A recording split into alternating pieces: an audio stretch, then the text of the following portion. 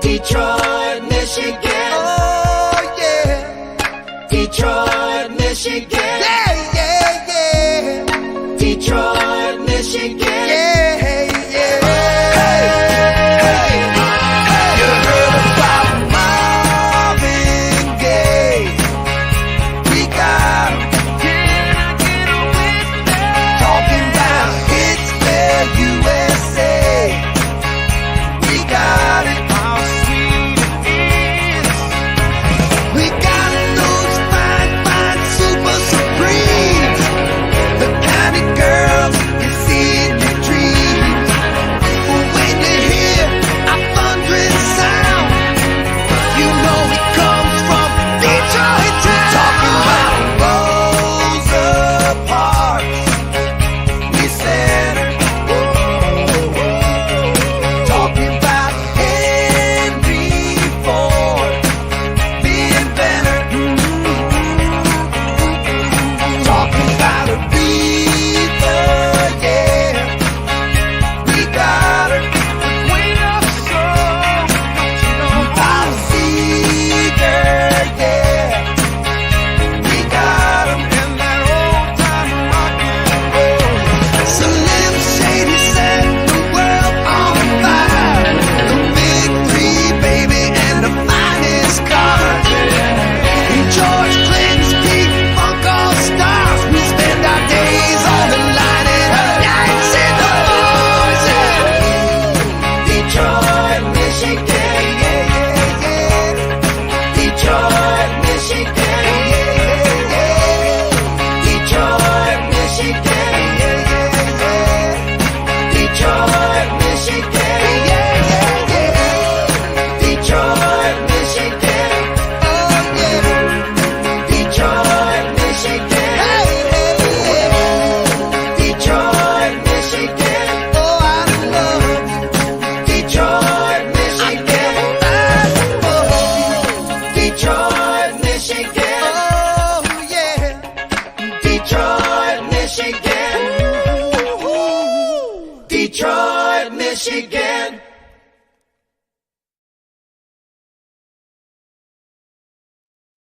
Good morning, good evening, good afternoon. Welcome all. So we're going to continue our trip through the history of the greatest city on the face of the earth, in my opinion, Detroit, Michigan. Tonight we're going to learn a little bit about all of the things that happened leading up to boom time, so early Detroit. And we're going to really get into kind of what shaped some of the current town names, county names, road names, and some of the stuff that it shaped going forward. So, tonight's a fun one. So, hey, what's up, Jason J? Linda, hello. Doesn't surprise me anymore. Fuck YouTube. um.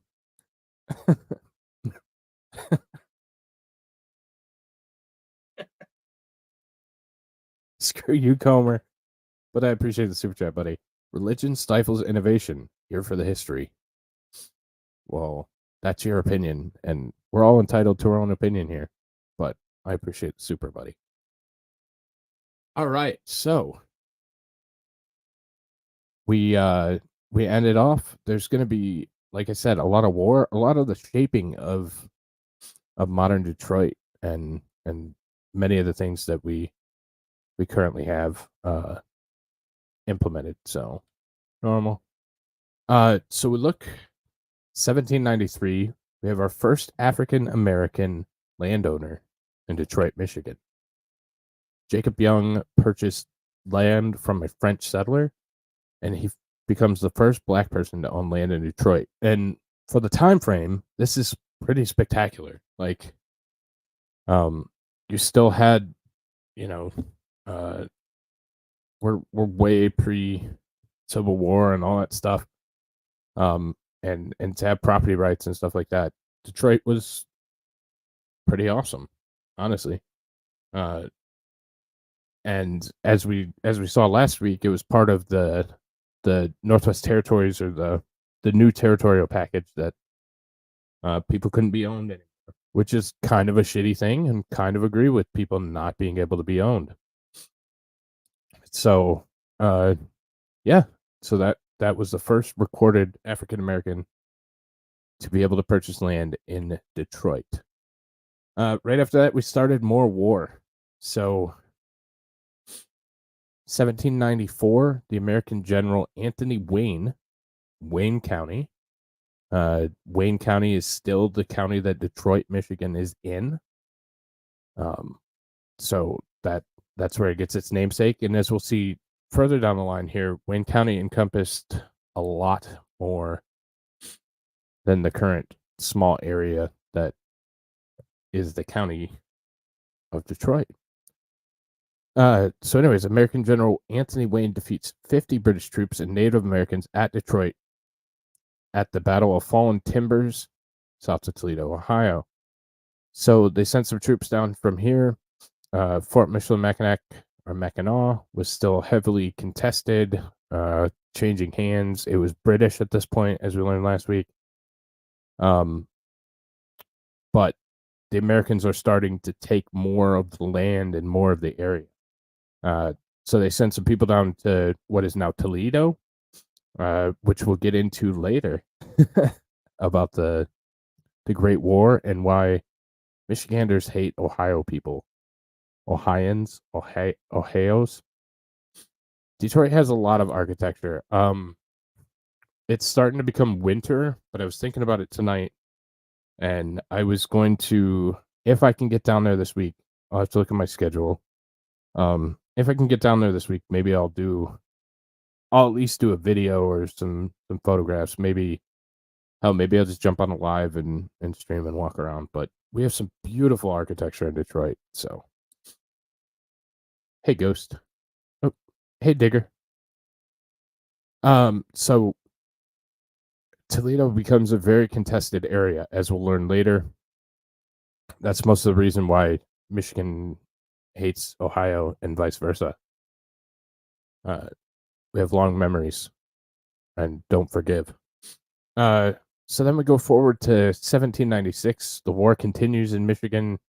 It's still a territory. You have the French from the Northeast. You have the British that have staked a claim. You have the newly formed Americans that are certainly trying to take new territory and expand their empire.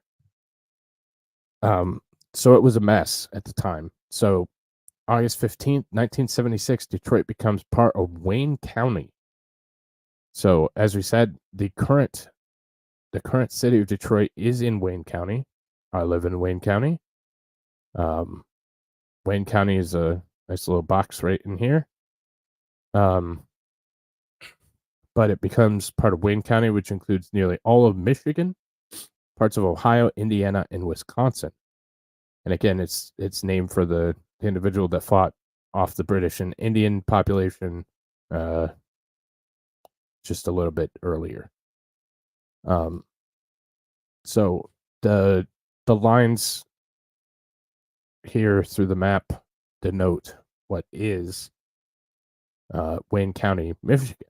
So a lot of different territory. You have the entire Michigan Upper Peninsula. You have the coast of Wisconsin.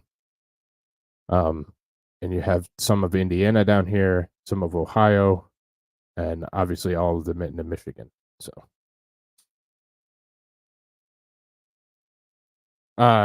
in 1796, the Detroit Stockade. So this is kind of what the city looked like, and the fort. So we have city, fort, and support buildings. So the Detroit Stockade includes a wharf, a fort, a citadel. The citadel was the prison, 100 houses, shops, taverns, and St. Anne's Church, which we also learned about last week. About 500 people live within the stockade, and about 2,100 live on nearby farms.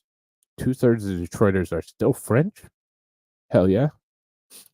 Dutch, Germans, and enslaved African Americans also live in Detroit, Michigan. So we're starting to expand that population, but most of it is still French. A healthy amount, myself included. a very healthy amount. So a turning point. Father Gabriel Richard Richard arrives in Detroit. So he becomes one of the most influential leaders. And that's the one that I forgot. Of course, I knocked everything off. So we'll grab that real quick. I knew I was forgetting something. So there's a Gabriel Richard High School in Ann Arbor. But Gabriel Richard was born on October 15th, 1767 in southwest France. So a very influential French individual. He entered Society of the Priests on April 10th, 1790, and he became an ordained priest October 9th, 1791. He escaped prosecution during the French Revolution, came to the United States, and was assigned to the French settlements on the Illinois side of the Mississippi. He was then signed to Detroit and arrived on June 3rd, 1798. He remained in Detroit until he died. So, he ministered victims of the cholera epidemic. He was a missionary, educator, and civic leader. As a minister pastor, that beautiful church that we looked at the other day, St. Anne's Parish in 1802, he built the church, and he was very influential in building that stone building with stained glass. As we remember, it was gorgeous. So he was also an educator. Personal library contained books from a range of academic areas, including philosophy, theology, and science, law, history, and literature. He established a school in 1808 at the Spring Hill Farm to educate Native Americans and white children together to break down racial barriers. Reverend John Moneth of France, which founded the University of Michigan, which is probably his biggest mistake. Screw Michigan, the university. By the authority of the Act of Appropriation on August 26, 1817. And we'll get into that a little bit later. So he was also a civic leader, and not to give too much away about what's coming up, but Detroit had a big fire in 1805. He was instrumental in rebuilding that. He was really quite a leader in the early development of the city of Detroit. So he was a very influential figure. He had a lot of political power, and he did a lot of very good things. There's a plaque for him, a Michigan historic site.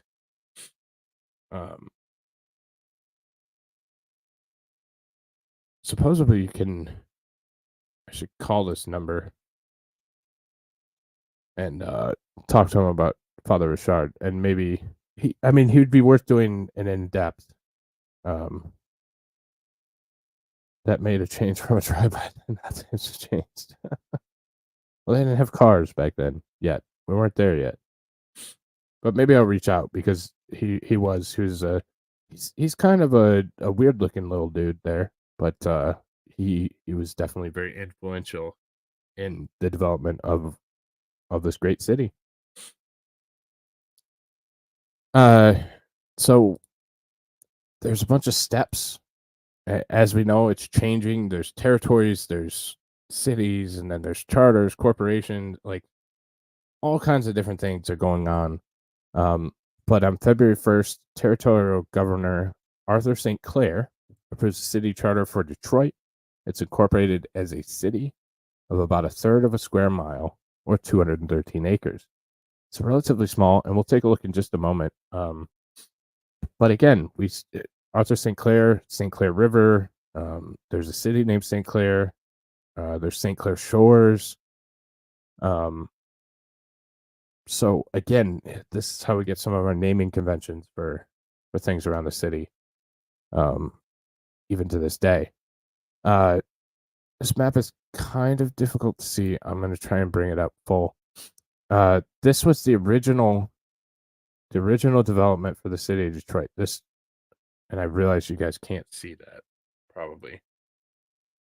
Let me see how I can do this. This is interesting to me.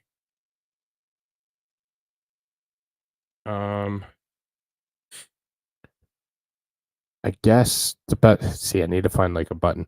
So do you see where this river is? So 1879, this little thing right here to the right, you see where it says Lake St. Clair. 1879, that's Belle Isle. And then if we go further left down the Detroit River, we get to the word river. Just above that word river, that little yellow square is the original piece of Detroit. So as we got further out and further down the timeline, Detroit expanded and continued to grow into what it is today. But and you have some of these other cities that jumped in here. You have Hamtramck in here. You have Highland Park. You have Lincoln Park. You have Melvindale, Dearborn, Fordson, Grosse Pointe, Grosse Ile, all that kind of stuff. But this is kind of the expansion of the actual city, and it started as a very small little cube. So that's how much bigger it got. So to answer your question, Ghostry, here's some of we get into some of the architecture and stuff like that. Let me see if I added I think I added it later.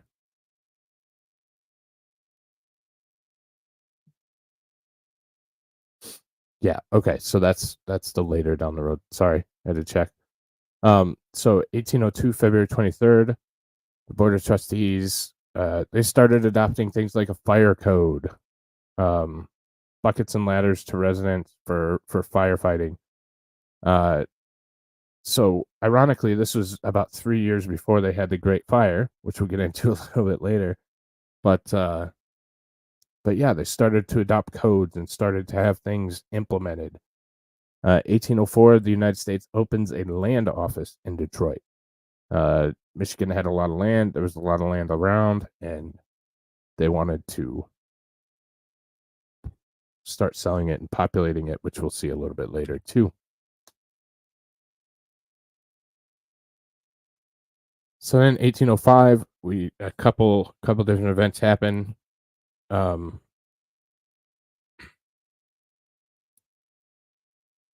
did I do that twice?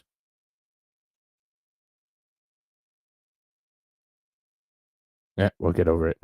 1805, Michigan Territory is separated from Indiana Territory. Detroit becomes the capital of the Territory of Michigan, and William Hull is made territorial governor. Again, a weird guy. I think they all looked weird back then, but so.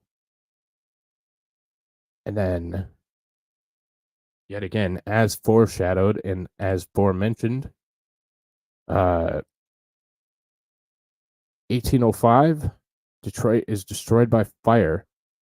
And wouldn't this suck to be this guy?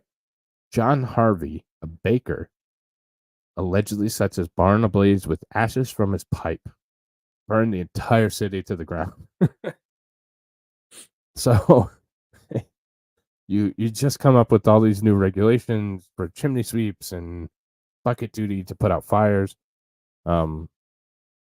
which, by the way, is the reason that women did not want the right to vote at the time, because they had to do bucket duty, which was basically firefighting of the early time.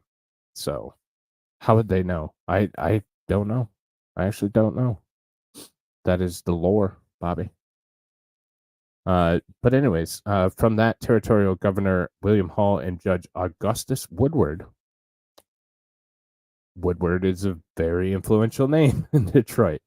Yeah, Woodward, and we'll watch a video regarding some of that in just a minute. But decided to build a planned community. Woodward creates streets based on the design of the nation's new capital in Washington, D.C. So we'll get into Woodward.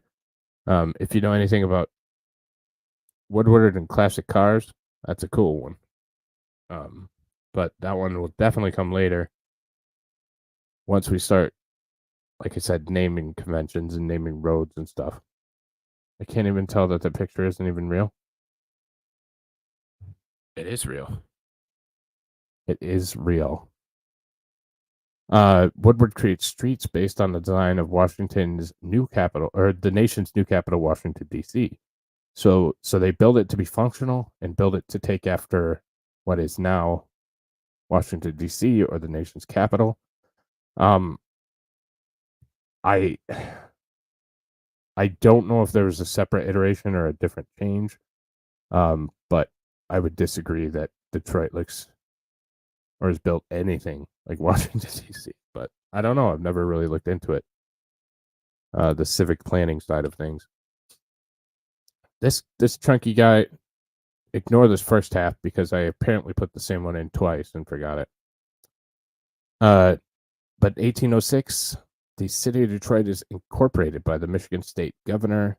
Solomon Sibley is appointed the first mayor of Detroit. Exactly. 100% real. Just look at the details. So this chunky young man becomes first mayor of Detroit. And people would follow in the likes of people like Kwame Kilpatrick. So a very prestigious title, but we'll get to Kwame later, about 6 weeks from now.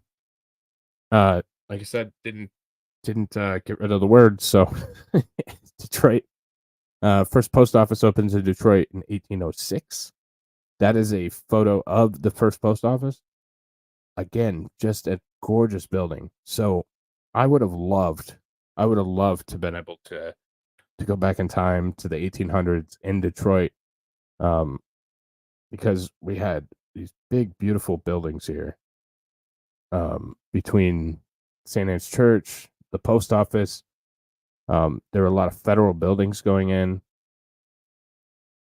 Well, that's the sign of wealth in the time, is just being chunky monkey. And so I have a short video because Detroit isn't unique to unique post offices. So this is something I always found fun to take a look at. Did the 1970s demolish it? I don't believe it still stands. So I was standing, I drove out to Belleville, Jason, and stood on the overpass and watched Kwame when he was going to prison, watched his car go down 94. It was so awesome. It was so awesome to see. But so we're going to take a look at one of the unique items in Detroit next. Shit, is it not going to work? Okay, apparently you can't embed videos in PowerPoint. Give me a second.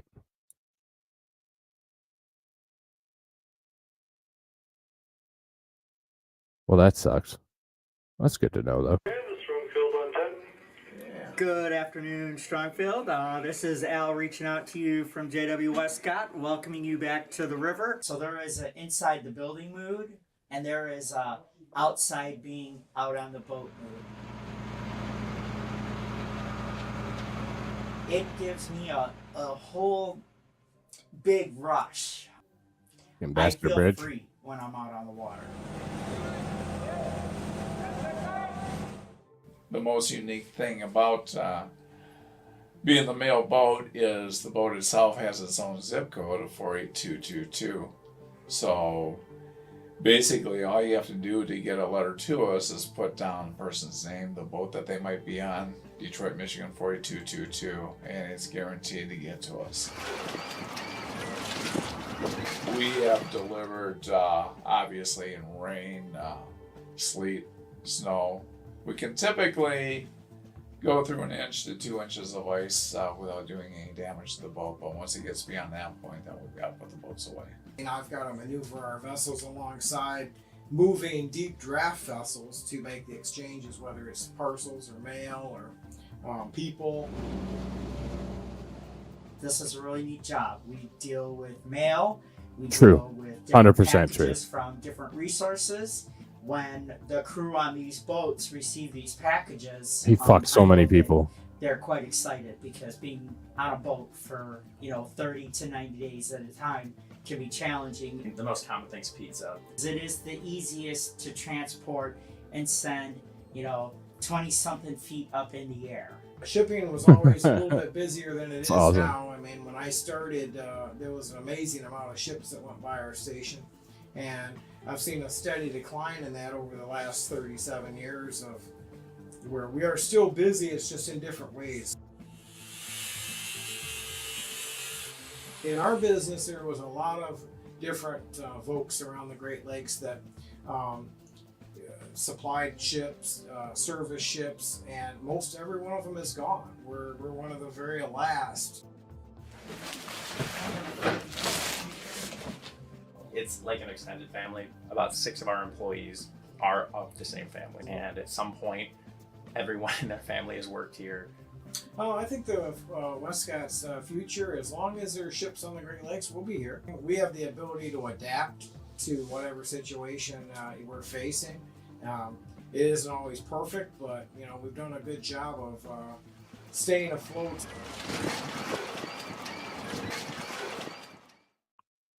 So that is the J.W. Westcott. That is a mail boat that's so there's a lot of shipping that still goes through Detroit and goes through the Great Lakes. Obviously there was a lot of shipping during the automotive days and moving steel and all that stuff. And there's a floating post office. So if you want to send something to a boat on the Great Lakes, you send it to the Westcott's address addressing the boat, and they will deliver it to the boat on the Detroit River or in the close lakes. So it was a way for people to get items to sailors that were taking all kinds of stuff through the Great Lakes on shipping. So really neat. It's one of a kind. It's J.W. Westcott. They go out every day. So I thought it was really neat. Thanks. I think it's so cool. It's so unique to have just it has its own zip code and everything. So just send it there and they get it to the boat. So again, talking about the true meaning of progressive and how Detroit was kind of ahead of its time, but in 1807, Judge Woodward rules that all enslaved persons, except those owned by British subjects, are to be freed. So Michigan didn't have slaves. Like, it wasn't... Pretty much, yeah. It seems that way. Like I said, the church is still there, and if I can get down there this week, then I'll see if they wouldn't mind me recording. Obviously, I'm going to ask permission, but there are still some very beautiful buildings downtown, and we'll get into that as we move through the city's history. But again, just this is pre the war. This is pre a lot of people doing it. So, hey HT, what's up? Yeah, it's unique. It's something, Exactly. So we released anybody that wasn't under British rule. Again, there was some contention between the British and the Americans still. There was a lot of disputed territory, so we weren't going to decree that they couldn't. But the people of Michigan and the Americans, at least in and those territories outlawed owning of another man. So, so, then we get into some kind of crazy stuff. So I thought this was really neat, and I understand that the difference. Here's kind of another map of breakdown. So I thought this map was really interesting as well. So in 1807, in a treaty with the Native Americans, the United States purchased southeastern Michigan for 2 cents an acre for a total of about $10,000. Oh yeah. The fox is beautiful. And there's a story behind that. We'll get there. It looked like an accurate representation. I think he had a very big nose. But as you can see, this lower right-hand corner is what was purchased from the natives for about $10,000, 2 cents an acre, which includes, I mean, you're all the way out past Ann Arbor. You're into, hell, this is probably Lenawee County, all the way out here. This is Flint, Auburn Hills, Pontiac, all the way up into the thumb. This is definitely Port Huron. So this is a big swath of land. This is a huge piece of land. This is probably Midland too up here. So a lot of big cities here in Michigan were purchased in that first purchase. Like I said, for 2 cents an acre for about 10 grand. That's crazy. And then as you can see in 1817, this little strip, 1819, the thumb area, 21, you got kind of the Grand Rapids area, Kent County, Kalamazoo, that kind of thing. 1836, this is you got everything that's still beautiful. So you got the UP, you got Traverse City, you got Muskegon up to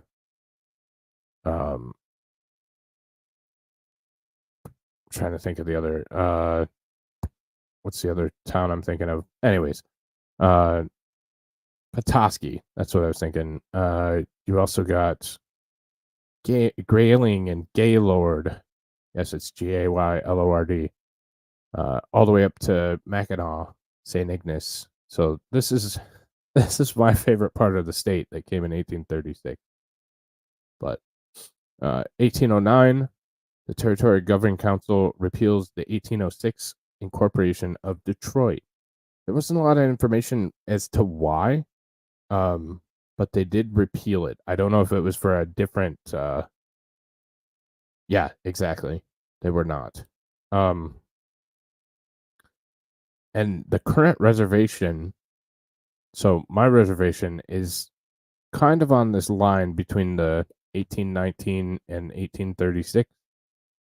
I'm terrible at estimating, but probably. So where this little bay comes in, probably straight across there. So that's Mount Pleasant. It's where Central Michigan University is. So that's. They sold it and then got it back. But I imagine it's because of some kind of statehood or some kind of something that they repealed the incorporation of Detroit. But for some reason, it was repealed and then given back. Yeah, true. I mean, they moved a lot, so very semi-nomadic, and owning things was not, so they were terrible at trading. But in 1810, Detroit's population was 770 people, and the territory of Michigan had 4,762 residents. So, and as we learned last week, we had a lot of people move to St. Louis, and we had a bunch of different things happen. So after we bought part of Michigan, then what happens next? Well, we go to war again. So the War of 1812. This is another one that I did a video on because there's a lot of very historic and very influential places in this war. But the United States declares war against Britain over their interference with American shipping and westward expansion. It is known as the War of 1812. Again, that was Britain wanted that smoke again. They didn't get enough the first time around. They're not quick learners, as I've learned from Dazer. And I mean, it happens. So, I was trying to see. I keep referencing that I've done these videos in the past, and then a smart kid would have said, "Why don't you bring up the link, dickhead?" But I didn't do that. So I'll look for it if I can find it. Give me like 3 seconds. If I can't find it in like 3 seconds, screw it. Maybe I'll post it in Discord so I don't have to.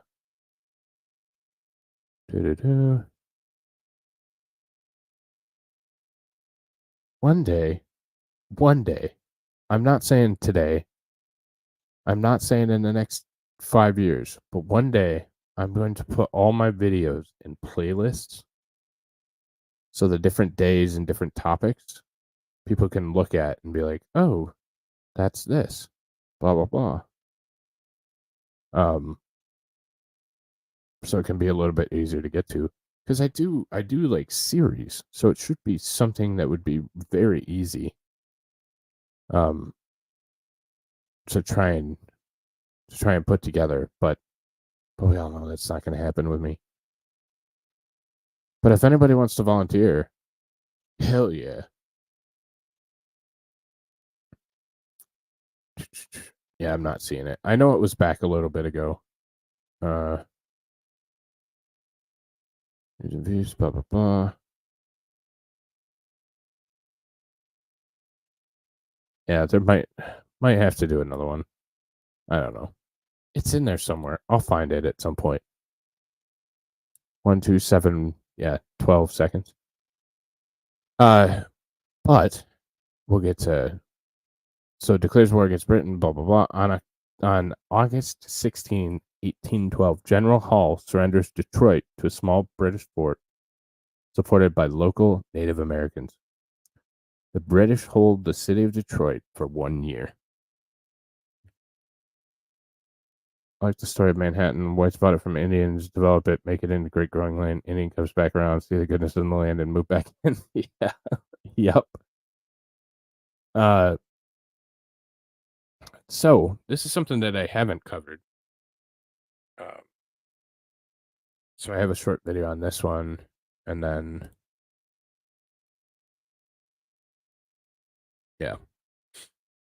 so there's a short video on this one, but on September 10th, 1813, Captain Oliver Hazard Perry and his fleet defeat the British during the Battle of Lake Erie.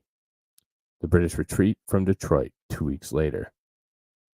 So the British got driven out, and I think we're gone for the most part for good. But Battle of Lake Erie was really interesting when I was doing research. So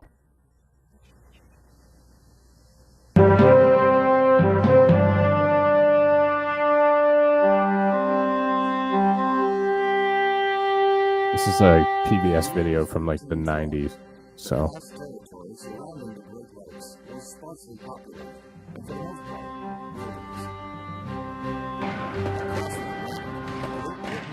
wow, that. Hang on, I'm gonna have to bring up the actual video because it didn't download very, very well. See, I tried to do everything right and make it good, but that didn't go well either. So let me grab the actual clip real quick.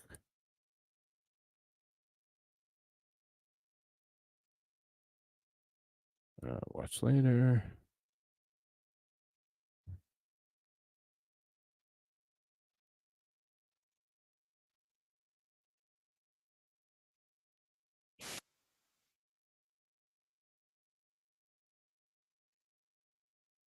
Oh, this one was from the national park. That's probably why.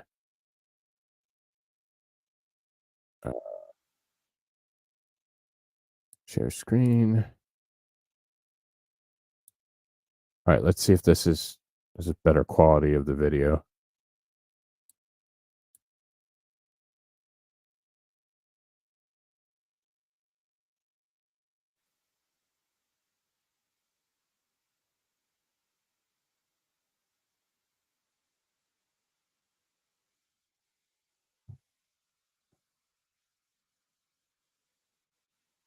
Yeah, much better.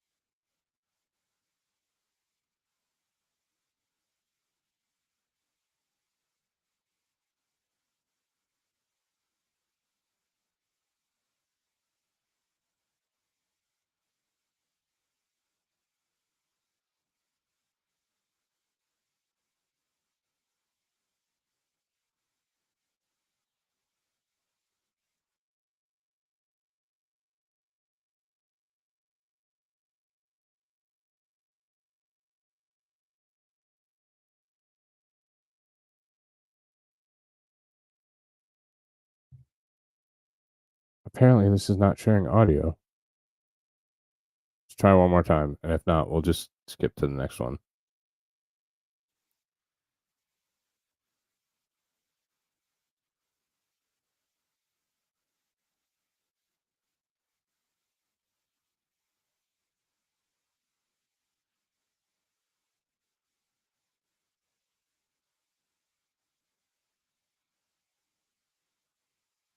No, it doesn't want to do audio. So sweet. StreamYard did to me the other day too. All right, so anyways, maybe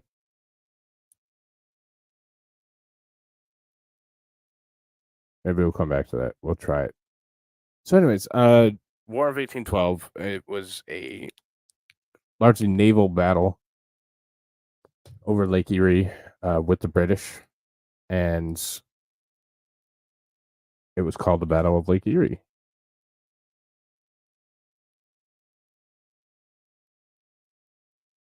I wonder why that's going to bother me. Give me like 2 seconds.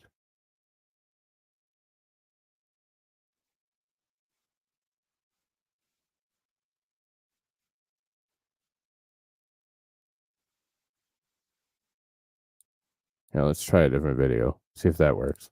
Sorry. Yeah, I'm sharing screen. It's not that. It did this to me the other day, and I had to talk to fucking StreamYard for an hour, and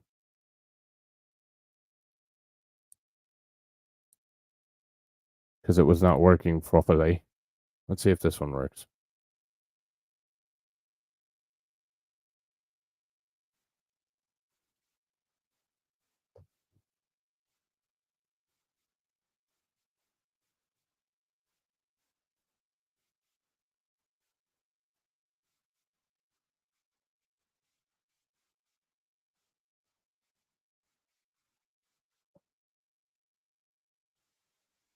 Nope.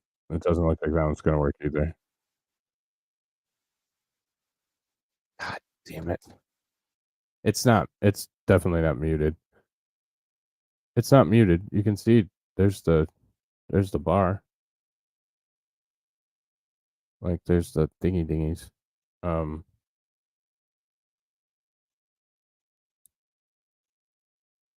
Here, let's. It did this to me the other day. I had to go through this big long process with fucking StreamYard, and then it still wasn't working, and it really pissed me off.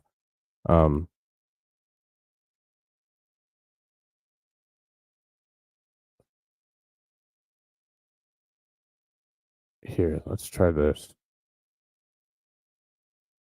Blah blah blah. Because this is gonna get really annoying if this is gonna just keep doing this kind of stuff. Honestly. Because it was what was the other one? I started it a couple times. And if I do that, it's going to...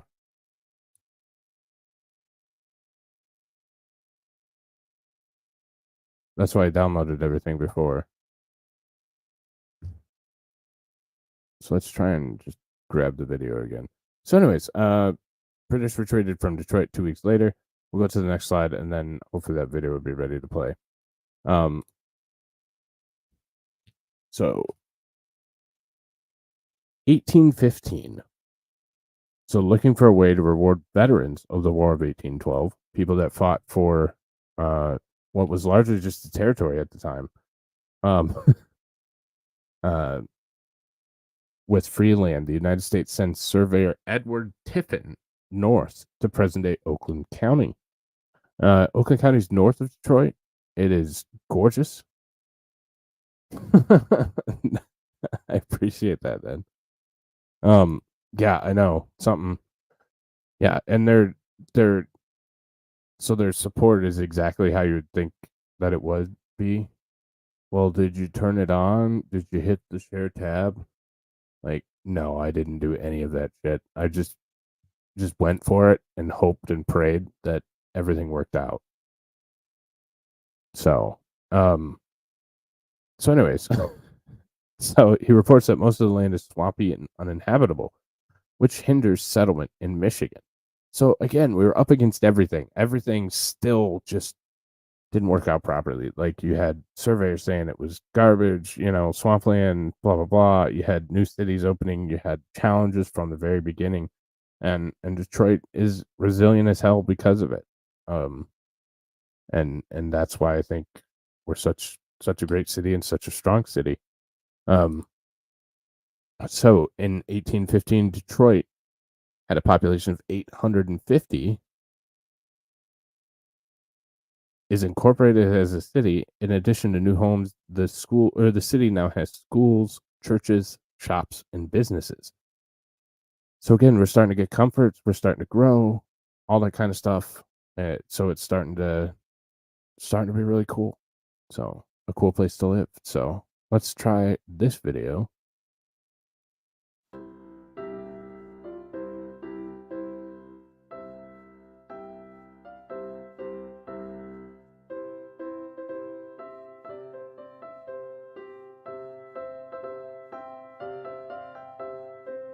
I have sound. Do you guys have sound?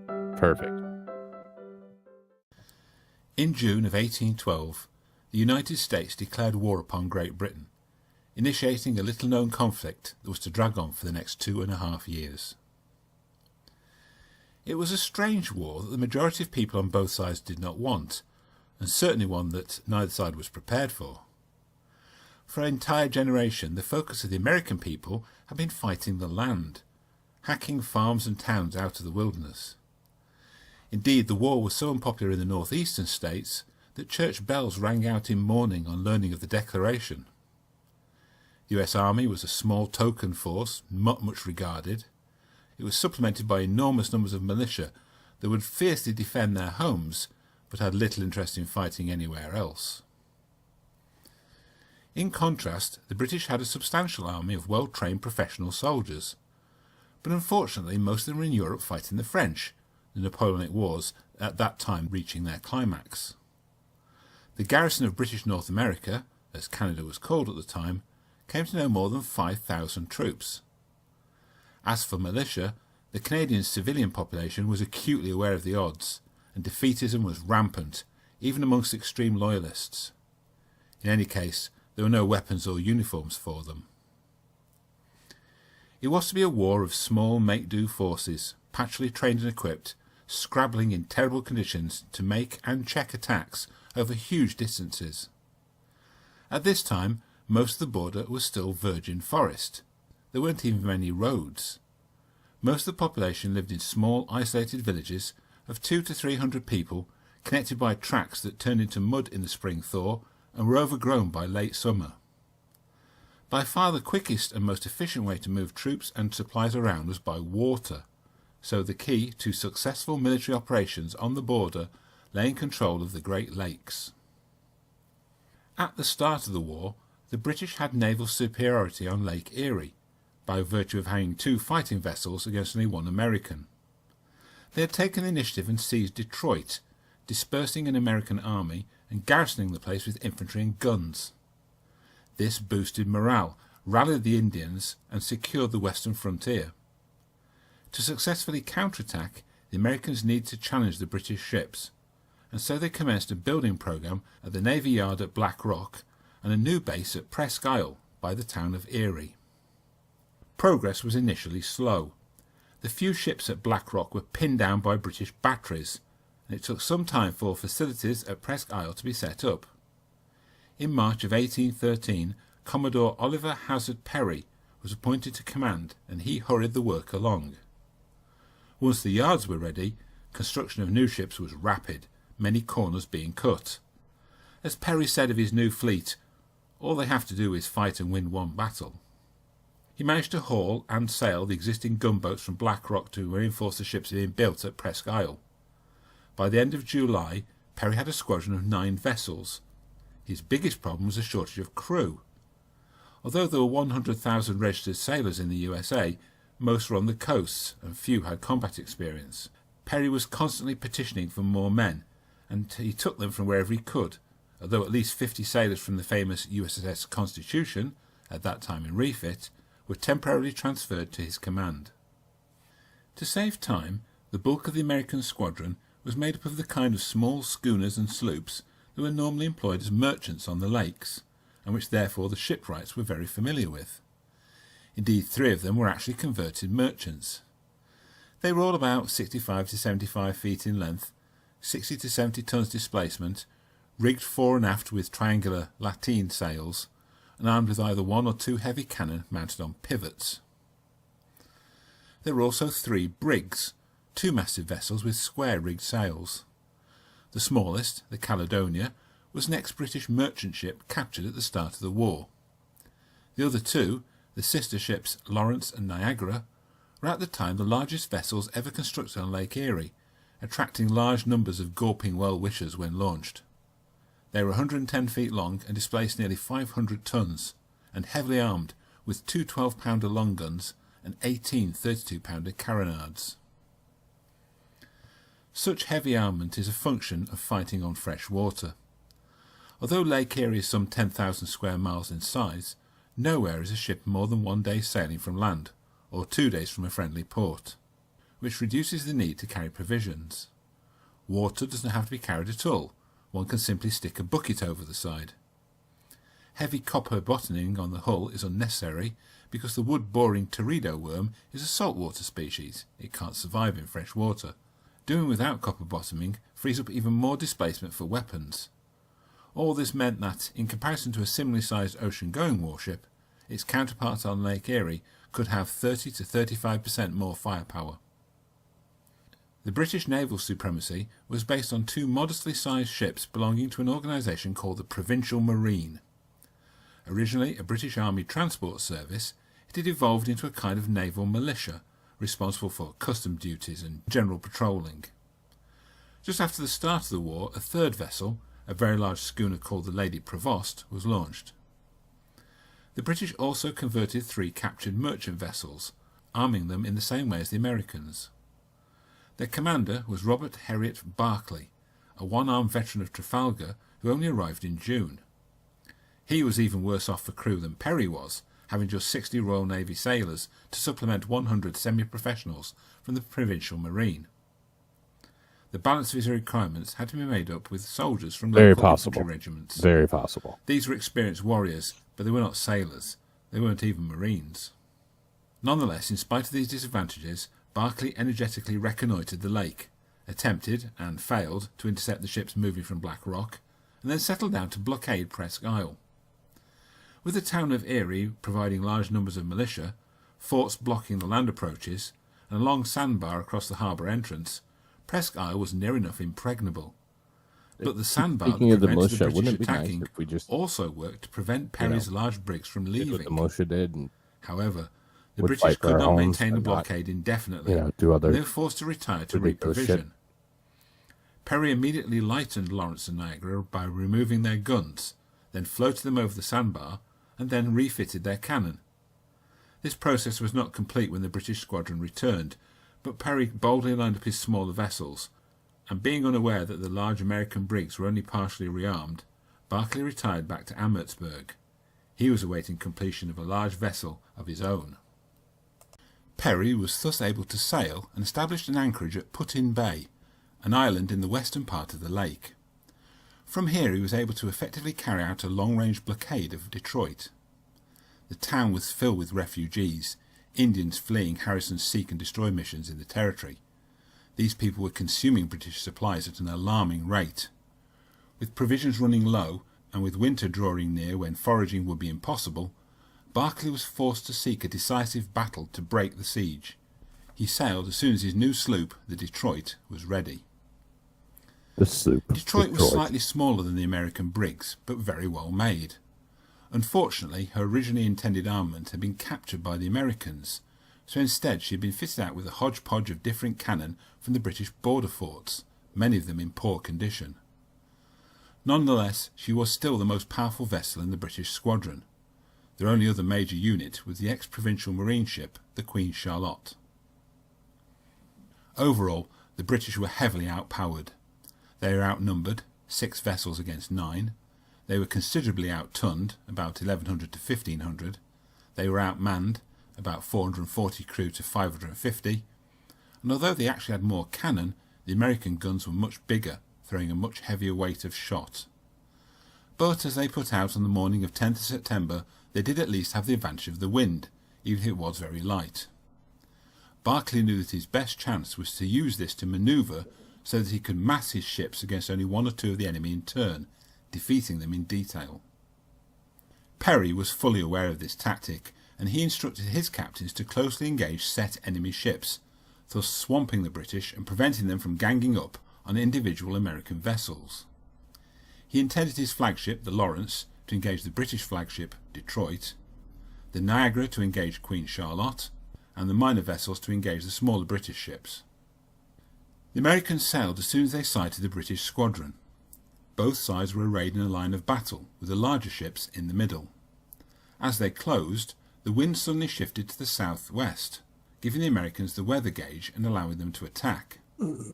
As per his plan, Perry headed Lawrence directly towards Detroit, but in the light wind progress was slow, and Lawrence was peppered by the assortment of guns on the British flagship for some time before being able to effectively reply. Moreover, behind Perry his plan was beginning to go awry. Niagara was slow in getting into action. It is unclear exactly why.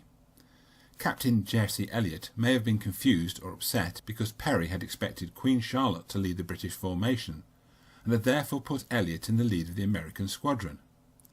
When it turned out Detroit was in front, Perry had hurriedly reorganised, putting Lawrence ahead of Niagara. Elliot blamed signalling problems, and also claimed he had been slowed by the ship in front of him, the Caledonia. It is certainly true that Caledonia, by far the oldest vessel in the battle that day, was a notoriously slow sailor. Whatever the reason, the slow pace of the American assault enabled Queen Charlotte to move up and support Detroit, and under the combined fire of the 2 and other British ships, Lawrence was soon reduced to a wreck, 2/3 of her crew casualties and every gun knocked out. It was at this point that Perry hauled down his personal standard, took to a boat, and had himself rowed to the Niagara. The paintings show Perry heroically standing in the boat, flag waving defiantly. In actual fact, his exit would have been much more hurried. His boat was spotted by the British, who divined instantly what he was doing and fired at him. Once on Niagara, Perry took personal command and led her forward into the battle. Elliot similarly took to a boat and went to rally the smaller American vessels, now lagging in the rear. Although Lawrence had been wrecked, the British were also in a bad way. Both Detroit and Queen Charlotte had been significantly damaged. Lady Prevost had been disabled and was drifting downwind, and most importantly of all, most of the officers had been killed or wounded. When the British saw the fresh Niagara heading towards them, they attempted to turn to get their undamaged sides to face the attack. But due to the damage they had taken, and the loss of command and control, Detroit and Queen Charlotte fouled each other while attempting this manoeuvre. Perry was therefore able to bring Niagara into a raking position on the 2 ships' bows, while the smaller American schooners clustered to their sterns, doing horrific and increasingly unanswerable damage.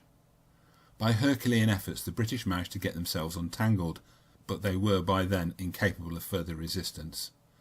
Both struck soon after, followed by two of the smaller British ships. The last two tried to escape, but were run down and captured. The battle had lasted just under 4 hours. Apart from the loss of all of their ships, British casualties came to 134 killed and wounded and 306 captured.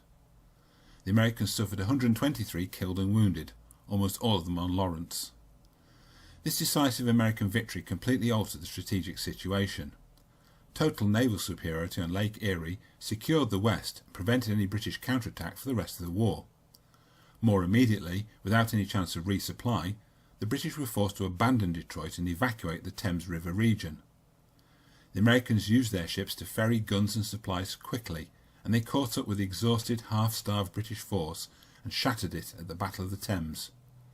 Most significantly, the inspirational native leader Tecumseh was killed in the fight, and combined with the cutting of the British supply lines, this effectively knocked the Indians out of the war. Perry was much lauded for his victory, tributes that he heartily deserved, and many towns and locations are named after him.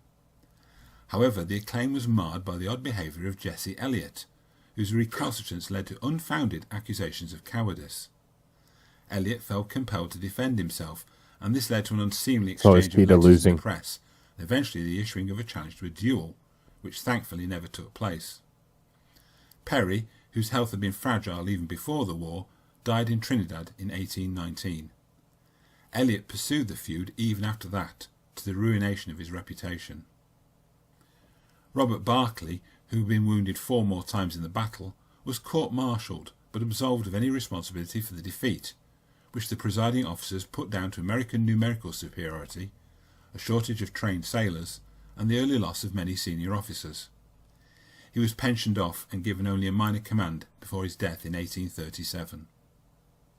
The only surviving ship of the Battle of Lake Erie is USS Niagara. She was deliberately sunk at the end of the war to preserve her, raised in 1913 and progressively restored from the 1930s through to the 1960s. In the late 1980s, she was found to be in extremely poor condition and essentially rebuilt. Original timbers and fittings were used as much as possible, but so much new material was used that many people consider that the tourist attraction now floating on Lake Erie is actually a replica. Still, going on board does still give a very good impression of what life on these ships must have been like. So that is the Battle of Lake Erie. And just give me one quick brief moment here, because now StreamYard wants me to, like I said, I'm trying to fix it again. So they're trying to get me to take a recording of what I'm trying to do so they can see what the hell's going on. So just bear with me 1 second so we can get this figured out.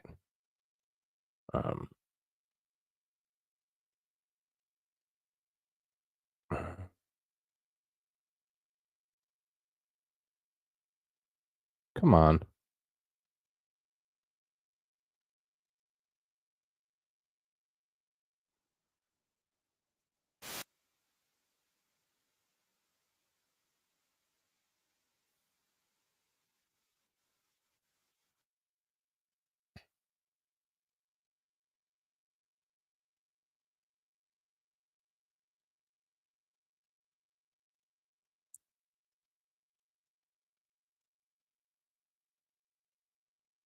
Okay, I hope that's not sharing.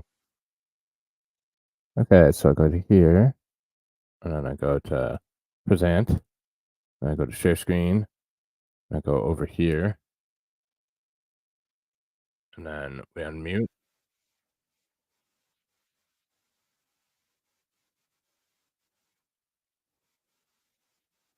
You guys still don't hear anything, right? Or do you? Oh, I'm not sharing that one. There we go. So now I'm sharing it.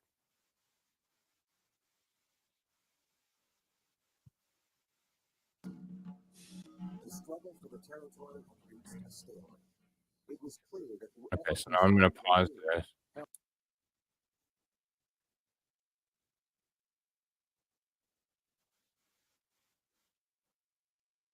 Okay, so it wasn't. It was feeding back, but it was not.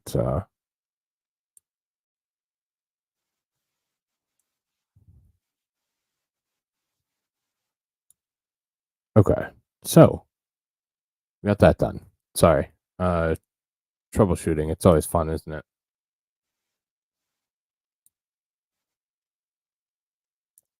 All right. Can I turn it up a bit? I'm trying, but it's not working correctly. Sound was it? No, there was feedback through because I had to record a program to show that it wasn't working.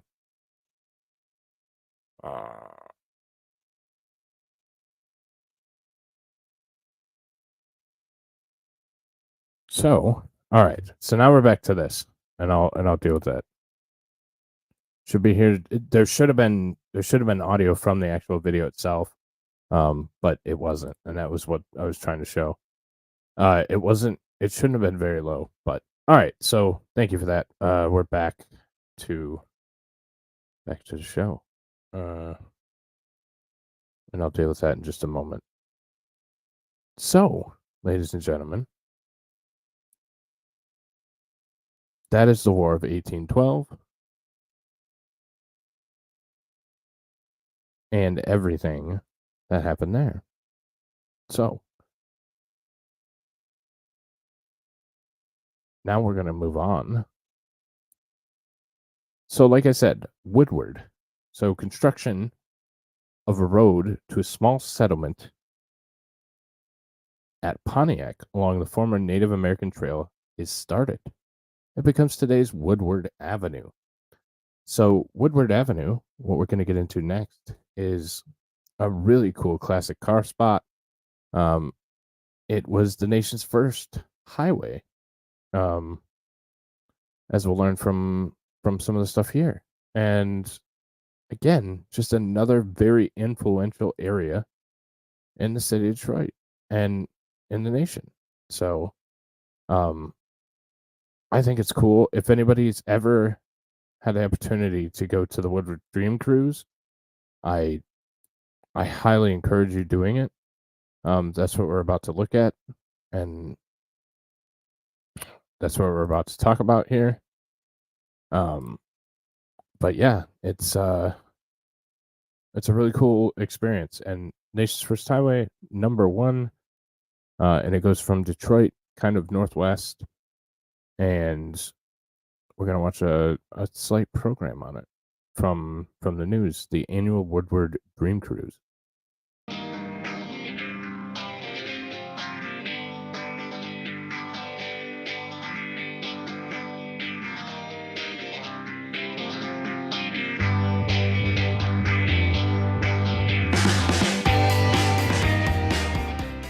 The muscle, the metal, and the memories of an all-American road.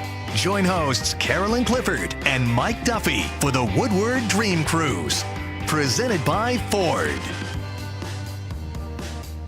40,000 cars and 1.5 million spectators all celebrating Motor City muscle on America's first highway. Hear those engines roar, see some cool classics and some custom hot rods traveling up and down Woodward Avenue, the largest highway in automotive history. It's pretty amazing, for sure. Hello, everyone. I'm Carolyn Clifford. Welcome to our Dream Cruise special. And I'm Mike Duffy. Ride shotgun with us as we cruise along 16 miles of the Woodward Dream Cruise, presented by Ford. We have teams up and down the iconic avenue, so let's drive on over to Glenda and Brian at the Papa Joe's pit stop. Hi, guys. Hi, guys. Wow, what a marvelous day out here. I think the cruise... I'm going to turn it down just for a second. Ford does suck.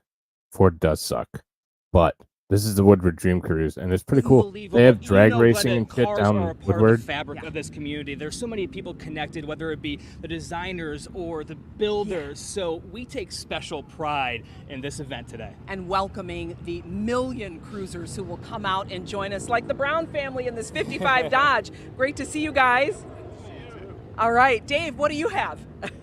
Brian and Glenda, there are classic cars and there are some old classic cars. George, this is a 27, is that right? A 27 Rio, and he's got a beer can in here for his overflow. on the, oh, that's fun, on the radiator. Listen, it doesn't get better than this. This is Woodward Dream Cruise. We'll keep the cars coming all show long. Hey, you know, I'm here at Mustang Alley where we have every kind of pony on display. Take a look at this 1973 351 Ram Air. Now, when it came off the assembly line with the white vinyl seats and the white power top, it was a one-of-a-kind and still is. And there are other one-of-a-kinds here as well. Take a look at all the people up and down Mustang Alley getting to see, touch, and live their Mustang dreams. It's a very special place. Now, a little later on, I'm going to introduce you to love of the Mustang that has been passed down through the generations. But first, let's go to Brad Galley, who's rolling up and down the strip. We're in a 1959 MGA. Pamela's here. This has been with the family for So how it's the long? Motor City, and it just they just shut down the road. We Well, are going to be they don't up even and actually down shut down Woodward, the road. You showcasing can cruise. all the cities here, but I might catch a and few down bugs in the the windshield. I'm entire going to time. duck down. Pamela's behind the wheel as we cruise the Dream It's Cruise. a lot of fun. I can't even believe that Brad is in that. He is so tall, but what a sweet convertible there. Sweet convertible, not made for a guy of his size, but definitely cool. Exactly. You know, the Woodward Dream Cruise talks about so many things, including Detroit's rich automotive history. That's right, the love for cruising in cars made right here in the Motor City goes back decades.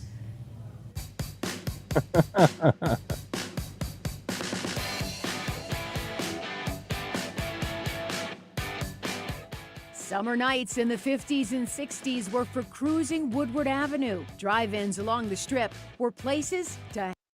And this one's so cool because it's not like a car show, like a traditional car show, but I love them.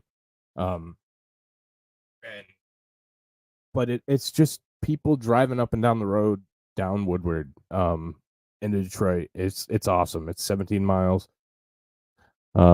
And you just drive and do burnouts, and there's racing down the road and all kinds of cool stuff. When is this again? It's every year in August. This is actually from 2023. I know our cameras are like 10 years behind. It's the okay. Avenue was also a legendary highway for automakers to unofficially test vehicles. In 1995, nostalgia sparked the idea to create new cruising memories. Nelson House created Small Cruise Night to raise money for local soccer fields. 250,000 people showed up, and the Woodward Dream Cruise was born.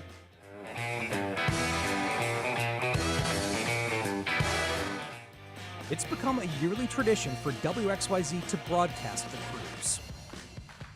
You know this is my favorite night of the year, and look at this fabulous 60 Thunderbird. I am in heaven. No. And today, No, there's some really nice 40,000 places in cars Detroit. drive a 16-mile loop, and 1 million spectators. I can understand why make it you'd the think that, world's because most people just talk largest shit about it. one-day but- auto event. Largest by far. Well, the Dream Cruise is an event where you can see really every kind of car. Anything that you can imagine, you'll see it out on Woodward. You know, I spoke with Mark Truby at Ford Motor Company's support of the Dream Cruise, of course.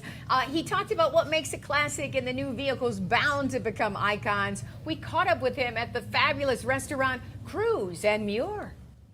The Dream Cruise is here, 2023. What do you love most about this day? This town is really about the love and the passion around the automobile, and Woodward Dream Cruise kind of perfectly encapsulates that. This road is the very first paved road in America, and it's kind of where it all started, and it's probably one of the few places in the world where people still cruise and just celebrate the automobile. Ford still sponsoring this magnificent event. So this is our 6th year as the presenting sponsor. There's something like 40,000 vehicles that come, 1.5 million people will see it, so it's a pretty big deal, and we're happy to be the presenting sponsor again this year. How do you even select a classic? I think it just happens organically. It's what the community decides to restore and resto-mod. I started looking about 5 years ago. I finally found one down in Georgia, had it shipped up, worked on it, took the roof off, put the canvas top on, made it my own.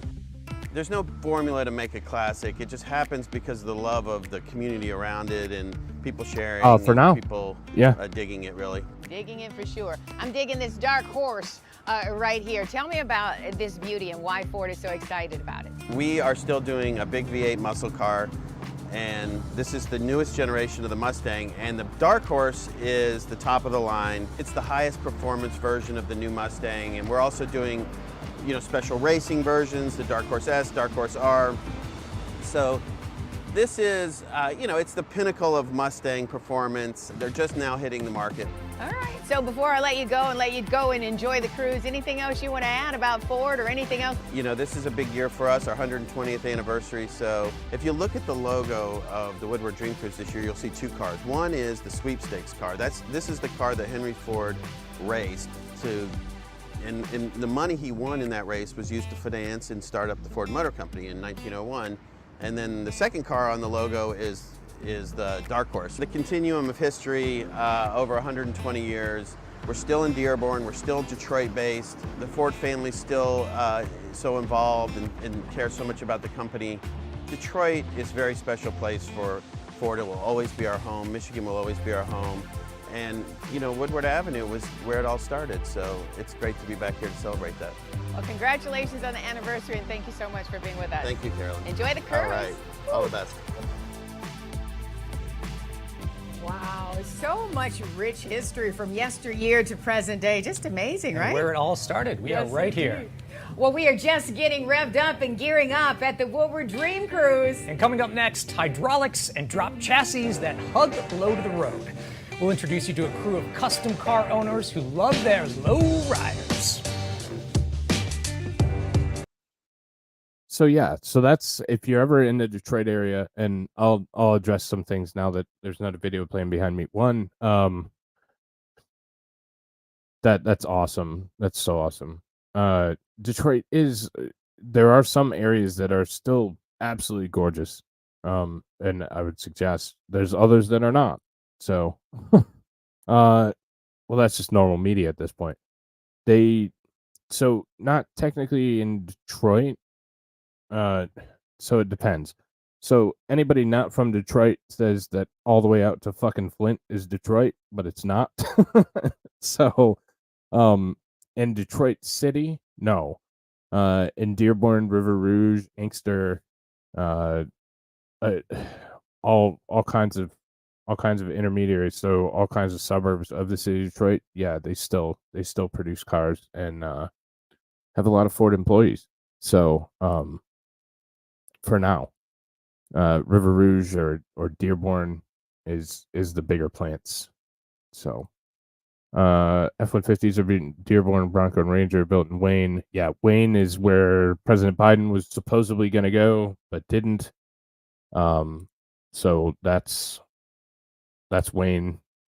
Wayne does truck and bus too, I think.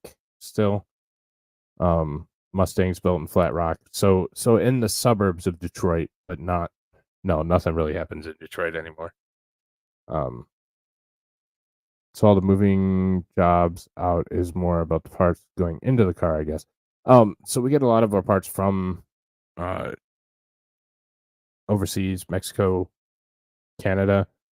A lot of the assembly still happens here, but there's also a lot of assembly that happens outside of Michigan too. So that's absolutely true. You can buy, no shit, you can buy a whole block for $2,000. It's and trust me, there are some really bad areas in Detroit, but there are some great ones too. I truly love this city and would never leave. So moving on after that, like I said, that is a full-throated endorsement of the Woodward Dream Cruise if you're ever in the area. Or you're a big car fan, it is one of those must-haves, must-dos. It's really an experience and it's a great time. So, but moving on. So, 1817, the city's first regularly published newspaper, the Detroit Gazette, is published in both French and English. So, Detroit Gazette was the first fake news rag coming out of Detroit. Half joking, but so you still have some functioning. I think they sold off, but you still have Detroit Free Press, Detroit News. So you still have some news agencies or some companies that still deliver news in in the city, but not as prominent as back then. So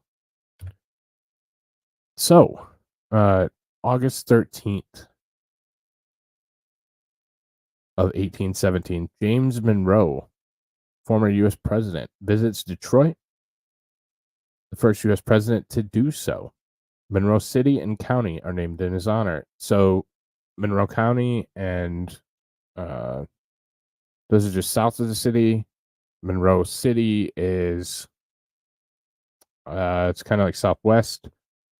But we were so happy for our president to join our beautiful little slice of heaven that we named a city and a county in his honor. Again, I said a lot of this would be naming conventions. Like we see a lot of historic figures in the development and of the city, and here's another one of them. James Monroe visits, and we name a city and a county after him.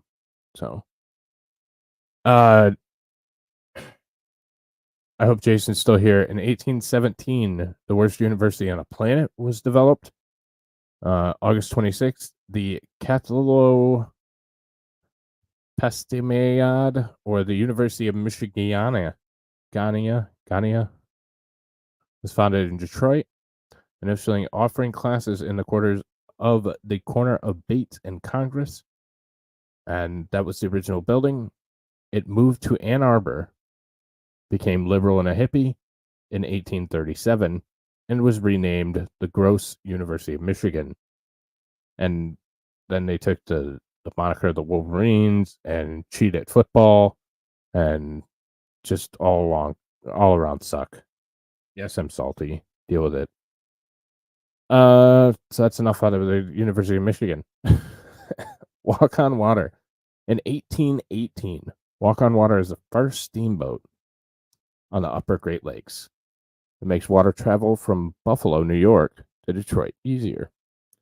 Like I said, there's a bunch of locks, a bunch of different things to that nature, because you have a lot of obstacles in the way, one of which is the Niagara Falls. So obviously that's something that can kind of ruin your day if you're on a boat, but we have a bunch of lock systems and stuff like that. And again, you started seeing commercial shipping, and you still see commercial shipping. There's still a lot of boats on the Great Lakes. You got ore and copper from northern Michigan. You took it down to Pennsylvania, and they made steel. Steel came to Detroit. We made cars, shipped cars to Chicago, and Chicago sent back meat. So it was really one hell of an ecosystem for cities around the area, and it was all made possible.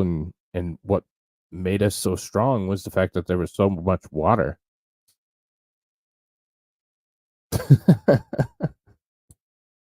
Yeah, it would be. That would be really neat. Yeah, I'm a Spartan. I'm a Spartan grad, so go green. But yeah, so Walk on Water, and of course this was a steamboat era, so you had coal burning boats that were on the Great Lakes, and this was the first one. So, all right, so we had another midstream grift. Please hit that like button. Make sure you're subscribed to the channel. Smash that bell to get live updates, or get updates when Mighty Meat goes live. Yes, do that stuff. Thank you, Digger. So I titled this one about 350. So July 6th, 1818. There was a public land auction in Michigan that took place in Detroit. Again, they're trying to move population in. They were trying to sell people on this beautiful new.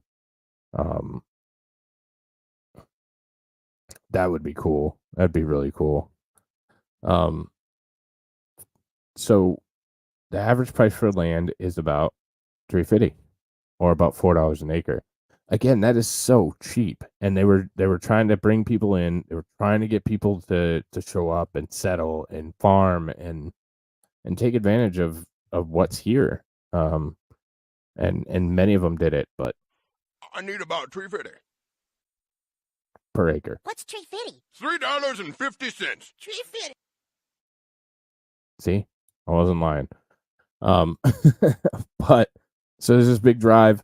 10,000 acres of land in the rear city of Detroit will be continued Monday next instant at the council house at 10 o'clock in the forenoon. The terms are posted up on the council door by order of Governor and Judges Geo McDougall, auctioneer. So there was a lot of selling of land, again, trying to move people in, trying to get people to build here and call Michigan home, and more specifically call Detroit home. It was successful. We upped our population just a touch. Detroit's population is 1,100 as of 1819. So after the sale, and history repeats. You can buy an acre of land in Detroit for about $3.50 right now. So it's about the same price. So $3.50 in 1818 is equivalent to purchase power about $84.79. That seems about right. That's still, it's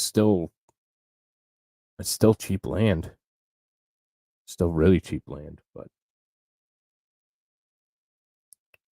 so Michigan started engaging in some treaties, and led by our capital, city of Detroit. 1819 to 1822, Lewis Cass negotiates a series of treaties with Native Americans that open up Michigan for American settlement, but limits Indian rights. So again, there was a lot of things going on where there were Indian settlers or Indian natives that were on the land. There were new settlers coming in from all over the place at this point. Insanely cheap land. I could afford to buy an island. Yeah. It was really, really cheap. So, but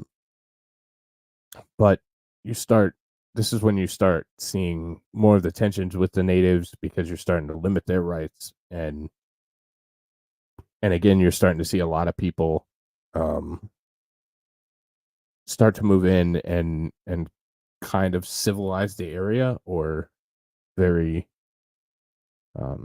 it isn't as Wild West as it was even 50 years ago. So, Lewis Cass there's Cass Street in Detroit. Again, same naming conventions. There's Cass Tech is a high school in Detroit.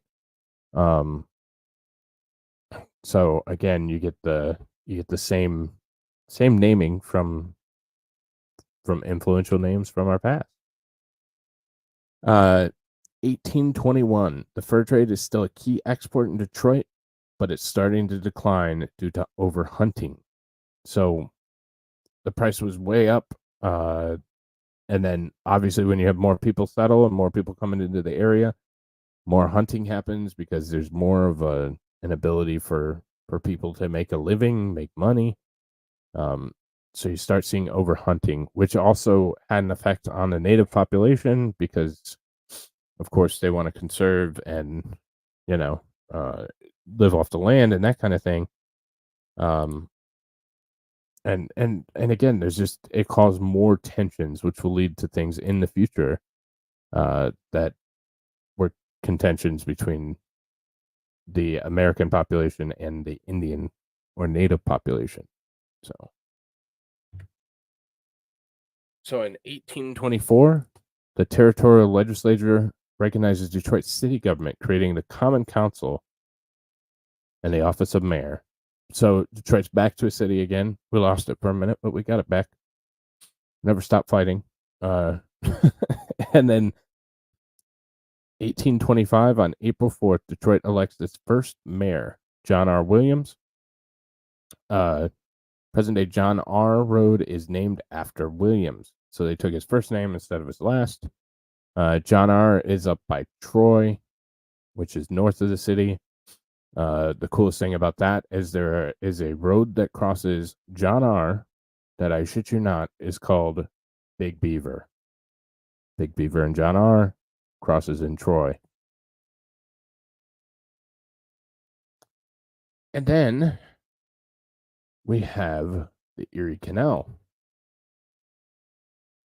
1825, on October 25th, the Erie Canal is completed.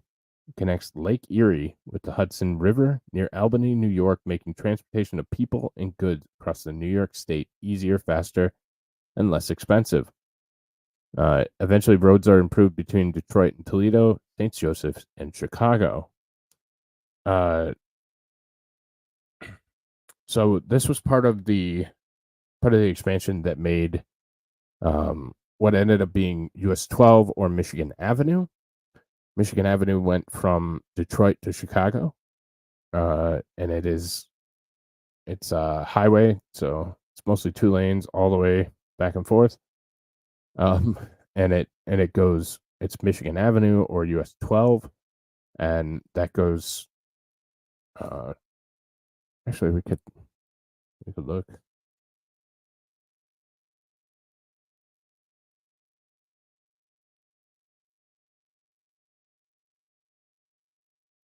MapQuest, because no docking, meaty.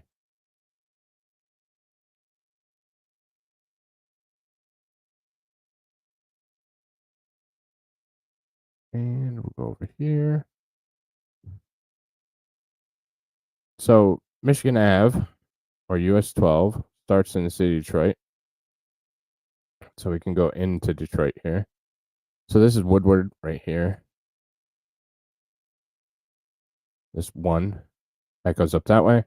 And then 12, Michigan Ave, runs out here. And then it runs all the way out here. Kind of splits at Ford Road, goes through Dearborn. Then we follow through Inkster, through Wayne, through Ypsilanti. And then it goes all the way down here and it becomes this orange road. So it goes through nothingness for hours upon hours. It takes forever to get out here. And then Coldwater, it again becomes this white line right here through Bronson, through Sturgis, Michigan, flirts with Indiana but stays out, I think. And then it goes all the way across Michigan.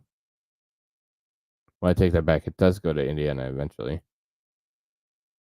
And then it goes right down here across the coast of Lake Michigan. Goes through Michigan City, Beverly Shores, goes through the lovely Gary, Indiana. Don't ever visit Gary. And then it goes somewhere into Illinois and then into Chicago. So that is the path of US 12. Back up in Ramona, California, because why would it be continued? Exactly. So that's the story of why US 12 became a thing. So now, hang on, I'm trying to remove that. So now we have a video, because I think that canals and locks are really cool. Living here and growing up here, obviously my favorite Sioux locks, but the Erie Canal was uber interesting. So I got a video about that too, and I'll comment a little bit more on this one because I'm not fighting with fucking StreamYard anymore. But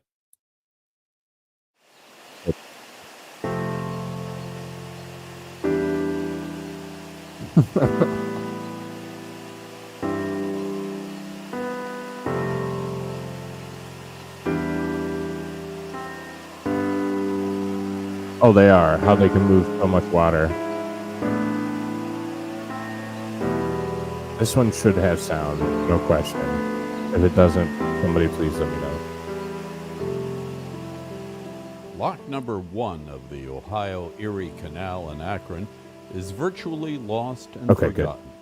But in 1827, when the first canal boat headed north, it was the ditch that changed Ohio. My great-great-great-great-grandfather, Yo Snyder, came in around 1820 to Greene, Ohio. And he was a farmer, he had a log cabin, and he had 14 children. The biggest thing that occurred was 7 years later, they were building the canal. And so On July 3rd, 1827, the first canal boat was going to pass through that canal. And so he and his family walked all the way from Greene to Akron, Ohio to see that canal boat go through those locks. Basically, it opened up Ohio to immigration, good times for economies, agriculture, and made Ohio rich, whereas before we were dirt poor. I'm talking about dirt poor. Between the aqueducts, the lock system, the weirs, the water source, it is our probably version of the pyramids, to be honest with you. This was a big moment. There were celebrations, there were celebrities and dignitaries there for this big event. And This so was he huge turned because out water with all was his water children. was the most important That's a lot to aspect. get 14 children to walk all the Um, way from Greene to Akron, Ohio. So it was momentous. Yeah, no, it's really cool. We're gonna build our own river essentially.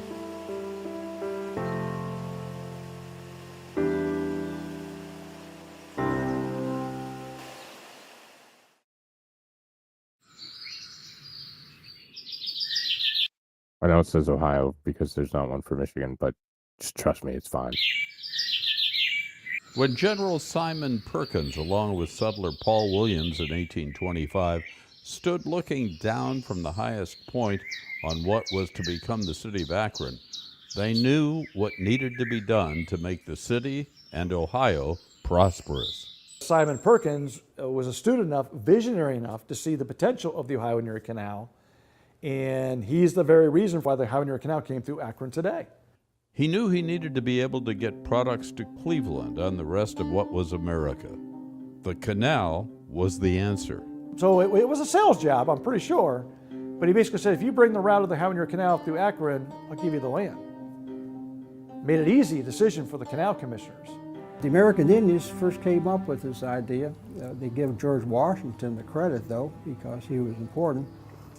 But the explorers, they were usually French and British explorers, thought it would be a good idea to make a canal here. The Ohio and Erie Canal and the canal system is absolutely an engineering marvel. I still am in awe. Every time I go out there and I see a lock, I see an aqueduct, I really give credit to our predecessors because Just they to had build vision, and dig they something just like that is persevered, just they had the incredible, fortitude, especially with the technology or lack stick-to-itiveness. thereof that they had at the And time. then, once that deal was it's made, impressive. you know, Captain Richard Howe had to figure out how to engineer it. Very influential. It was the School of Hard Knocks Engineering. There were no engineering colleges then. Finding a reliable water source was the challenge for Captain Richard Howe. I mean, obviously, when you got the canal paralleling the Cuyahoga River, when you have it paralleling the Little Cuyahoga River, when you have it paralleling the Tuscarawas River, you're all set. You don't need to worry about, water source. But then, what do you do in that 6 mile difference there? How do you make it happen? And in addition to the fact that Akron is at the very top, the highest level between the Ohio River and Lake Erie, we're at the top. How do you make that happen?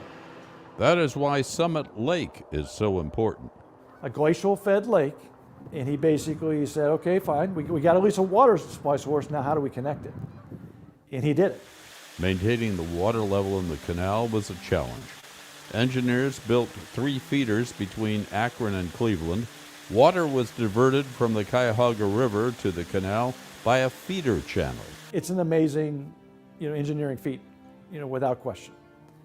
And when I tell people about the elevation change, you and I can walk north a mile and we'll hit lock 15, maybe lock 20. You don't hit lock 20 south until about 45 miles south of where we sit. And that's how the elevation doesn't change very much going south. And that's why Summit Lake was so important. It was a reliable water source, which is pretty unusual at the highest elevation point. When the first canal boat made the 37-mile trip to Cleveland, arriving on July 4th, a new era was about to begin in Ohio. The Ohio Erie Canal cost the state about $10,000 a mile to complete. It nearly bankrupted the state government. See, and that's why I always say that it's Ohio's fault that Erie's The old trash. skipper. I'm a old canal boat skipper with black snake in hand. So fare you well, darling, my mules will not stand. The line's on the dead eye, for Portsmouth I'm bound, and I love the old towpath, best place I have found. Captain Pearl R. Nye was born on the Ohio and Erie Canal on a family canal boat, the Reform. The 15th of 21 children. Like most children born on the canal, he received little formal education. His parents kept working on the boat until the 1913 flood shut down the canal. Clay, coal, brick, and lumber, cordwood, stone, and ice. I've read stories of where families had to tie their kids with literally rope so they wouldn't just fall off the cabins that were just incredibly small, probably no bigger than a small closet. My horse is not hungry and won't eat your hay. So fare you well, Molly, I'll be on my way. The family entertainment was singing. Many songs were passed down. Nye memorized. It's momentous. Oh, shit. Love the old taupe. God damn it. Family entertainment was singing. I don't like how that does that. The hatred of Ohio is normal in Michigan. Yes, and it's equal from Ohio to Michigan. We'll get into why later. And then it's system. I don't think they could do it today. I think that's why we've lost that spirit, and it comes down to it's just like everything else. We've lost that spirit, or the ability, or many songs were whatever passed it down. is. Nye memorized many of them as his love for the Big Ditch never ended. Old songs with roots in English tradition mixed with newer songs passed along at canalers' gatherings up and down the length of the canal. He's sometimes called the last canal boat captain. Folklorist John A. Lomax heard about him and recorded many of his songs in 1937 and arranged for them to be performed in public. Nye contributed a manuscript of about 400 song lyrics to the Library of Congress and to the Ohio Historical Society. In Akron, there were a lot of excursions on the canal boats. There were parties. There was entertainment. So the canal was significant to the life of people, the social life of people in the area. She loved well. Did you ever hear the story? Then listen what I say. She was walking up South Howard Street. Who but the tailor did she chance for to meet? Tummerally, tally, dally, tummerally, tally, day. It's a great song. My grandfather told me that one of his great uncles had a canal boat on the canal, and that his wife, when he got married, said, "I am not going to raise a family on the canal." So she forced him to retire his canal boat, and they became landlubbers or farmers. In the canal jargon, they would say town jakes. I will tell you a story as I heard it told about the good work. They dug it, and the guys are unsung heroes. They say there's one dead Irishman buried on this side of the canal for every mile of canal. There were 1,000 miles in Ohio. And one plainly could see that a time sure would come A lot of people dying for a project. Basic tools, Damn. shovels, picks, mules, basic surveying, transoms, chain for surveys. And so that's actually the building the canal, building the locks. I mean, same thing. How do you lift those big heavy stones and put them in place and make sure that they're actually in the right places? That's why, again, I had just utmost respect for the canal era workers, but then also just life on the canal. She laughed and she joked. That would have been such tough work to deal with that. She'd cheer up her callers, this bit God. of a rogue. We're not capable of it anymore. I'm convinced.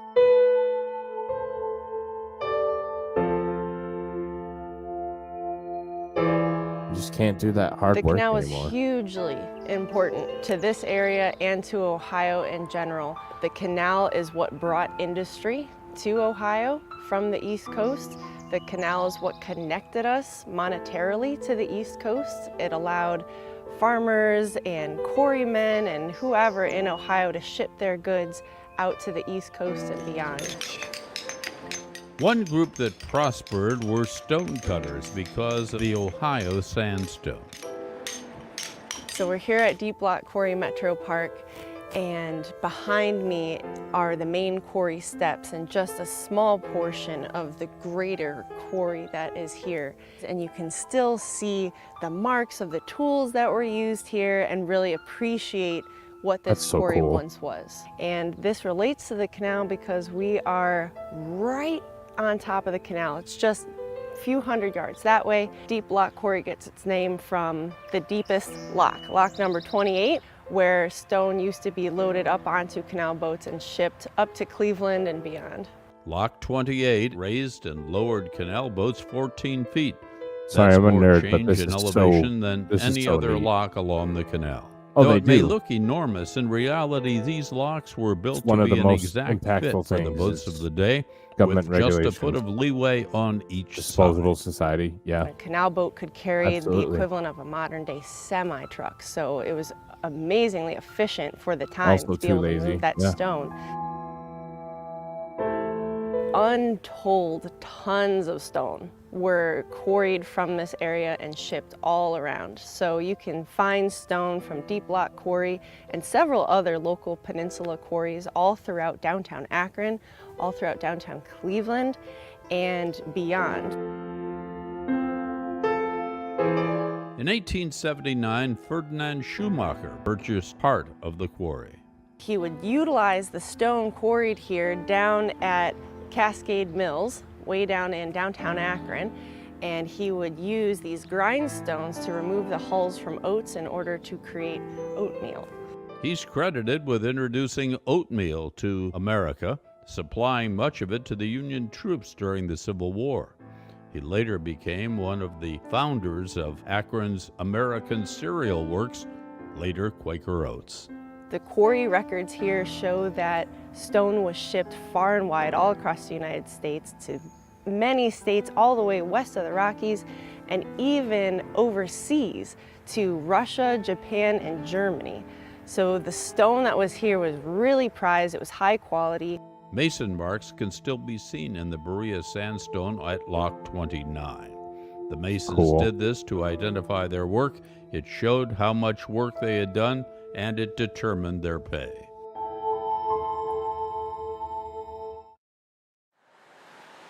The founder of Peninsula, Huron Bronson, built the first grist mill in 1832. Farmers in the area came to have their grain ground and shipped on the canal to distant markets. Peninsula was a thriving village, home of several mills, stone quarries, and boat yards, 5 hotels, and 14 bars until 1887. In 1902, Chandler Moody and Charles Thomas bought the Bronson Mill and enlarged it. It continued to operate until 1931, when a fire consumed the mill. The Peninsula, I think, had a reputation, maybe rightfully or not deservedly so, but as a very kind of a rough and tumble. Canal workers were, again, Irish and German heritage, and sometimes that didn't always mix well. The literature is abundant with stories. Counterfeiters, bootleggers, and I'm not really overly surprised. I mean, it's probably not too different than today's society, where you got transient folks, you've got transportation. When you combine those factors, maybe with people who don't have families or independent, all sorts of things can happen. But if anything, it adds to the colorful heritage of our communities. Down in the town of Boston, really close to here, there was a boat building yard, and they would build these really beautiful, wonderful canal boats in order to be used on the Ohio and Erie Canal. If you're in the village of Boston and walking along the towpath, you can still see the remnants of the canal boat dry dock and the area where many of the builders lived in this once prosperous village. It makes logical sense. There was a lot of available wood and timber in the surrounding area. There was a constant need for craftsmen and skilled carpenters actually to build the boats. So that was one of the areas where it was built. We actually had a boat building site here at Lock 2 as well. Next to Lock 15 along the towpath trail in Akron, you can still visit the Mustel store. believed to have been built in the 1850s by Anna Mustill and her family. 3 generations of Mustills serviced canal users until the late 1880s. So you have the Mustill house, you have the store. You know, we talked earlier about the elevation. Well, that's why the Mustill store was the destination shopping area, because in order to get through Akron, it took you all day, because it took 20 minutes to negotiate 15 locks, and do the math. It just takes all day to get through Akron. So rather than stay on a canal boat and going up and down those different locks, people got off at the Mustill store. They got something to eat, they purchased supplies, they did all sorts of activities there, some of which we don't necessarily talk about today, but there's all sorts of business that was transacted there. Lock 1 north from Akron was also Lock 1 south to Barberton. From that lock, Lock 1, there were 44 locks. It's almost like a stepping train up system from Lock of the 1 time. Cleveland, Ohio. Like a rail There were system. 55 locks stepping up from Lock 1 to Portsmouth. Now, O.C. Barber located his community here partly because there was a canal, there were railroads, and he used the canals to float blocks of wood down from Canada, Lake Erie to Cleveland, to Akron, and then to Barberton to supply the matchsticks for his matchmaking industry. And so he saw it as an opportunity to relocate his match factory from Akron over to here. So Barber would take the matches and he would sell them out of the back of a wagon. Now he was kind of a celebrity because people wanted to keep their distance because the white phosphorus could ignite at any time and burn down their property. And the way he had to ship the matches was he had to ship them on a canal boat because the railroads were too afraid to haul those matches on their trains because they might spontaneously combust and cause a big problem. Huh. Stuff like that never happens, so it doesn't yet. Last call for the 1 o'clock boat ride. Trains never catch on fire. Call. Canal Fulton got its start in 1808. You talk about rough and tumble canal towns. Canal Fulton had its reputation. There was a corner called Brimstone Corner, is supposedly where all disputes were resolved. Canal Fulton, 56 miles south of Cleveland, was surrounded by agriculture and minerals, and it became an important port along the canal. We became number 1 in agriculture, number 2 in pig iron. If you were on a small crossroads in the country, when the canal went through it, you became a port on a inland waterway that extended about 5,000 miles across the northern part of the United States before 1845. 146 locks, 14 aqueducts, hundreds of low bridges. That's a lot.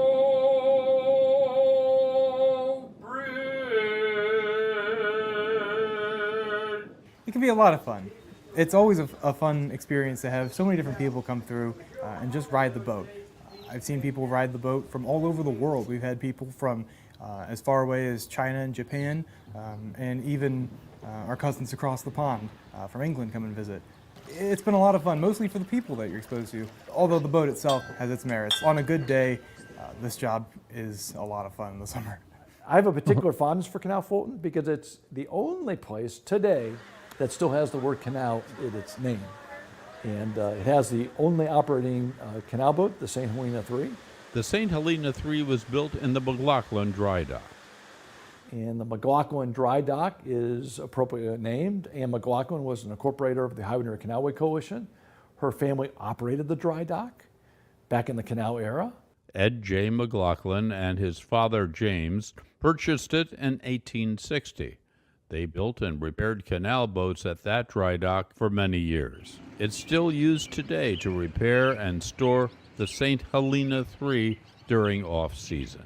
Here at Canal Fulton, we're very fortunate to still have a section that you can see, go back in time, hear the clip-clop of the horses on the old towpath. And I think we lose that sometimes. I think it's so important to preserve history. It really put in perspective some of the hardships, struggles, and of course, I think sometimes we don't do it enough. Hey, hey, skip to the loo. The canal was one of the most important things for early Ohio. But it was the ditch that brought the world to the wilderness. Truly was. History is right. Let's see what came before us and what's next. I mean, pretty March much, yeah. 23rd, Me too. 1913, right after Easter, Me or as right well. on Easter, 5 days of rain, 9 inches of rain. The lowest part of Oh, I'm sure they this did. They area did a lot of singing was and stuff the like that. community where my family was living. They called it Snydertown. Made it And go by Snydertown had the easier. water rise to the very eaves of the houses. My grandfather was there during the flood. He was 10 years old. He said he looked out over the back and it was just a flood of water. You're welcome As far anytime. as We'll he go could together. see. And then he said all of a sudden he heard a boom and they blew up the locks of the canal. And that was the end of the canal. The water drained out of it like a bathtub.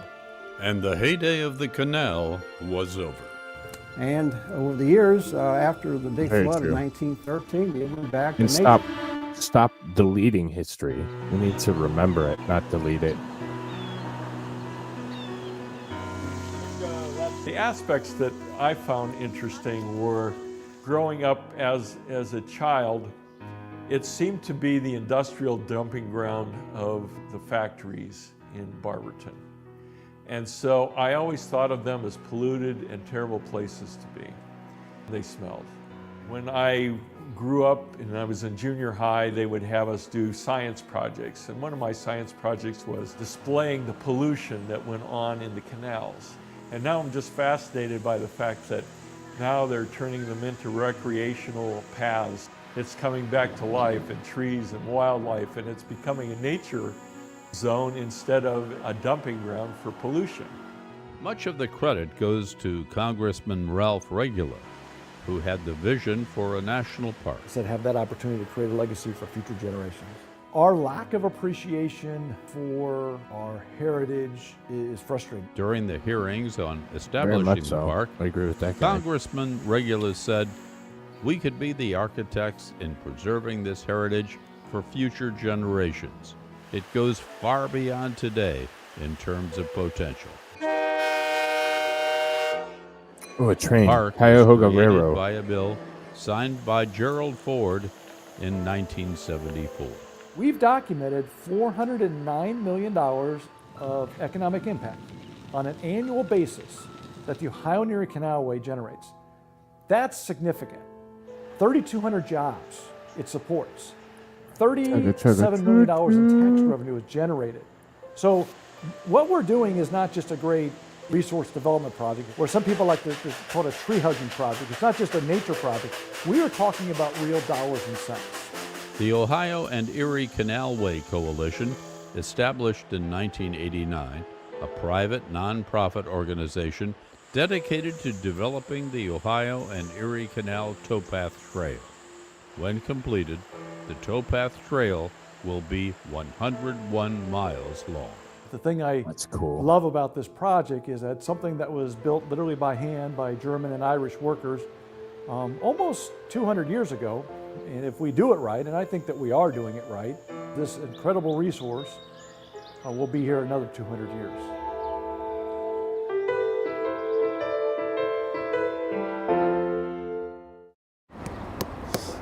This building was a hallmark of Akron, really. It's the canal engineer's home.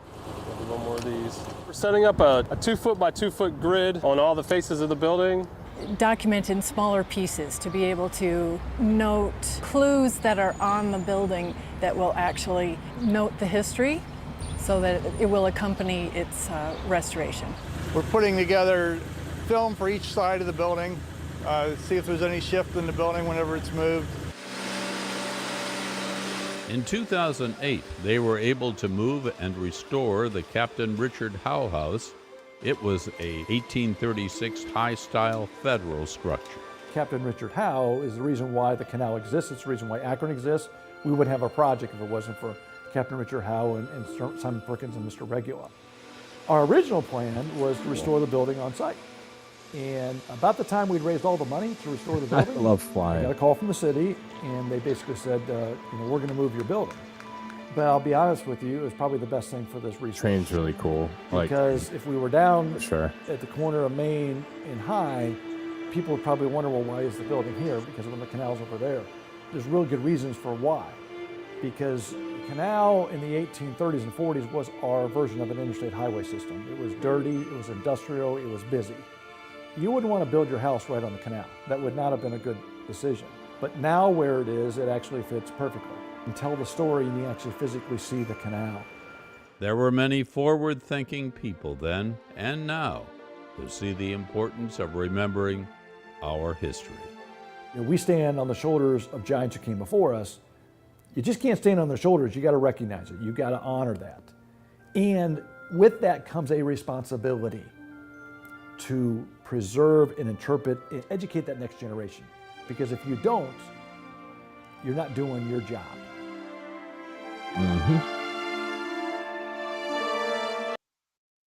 So I thought that was really interesting about the Erie Canal. And again, the reason why that was important is it gave so much economic opportunity to the area, not just Ohio, but Michigan, and help facilitate the growth and the automotive industry in Michigan.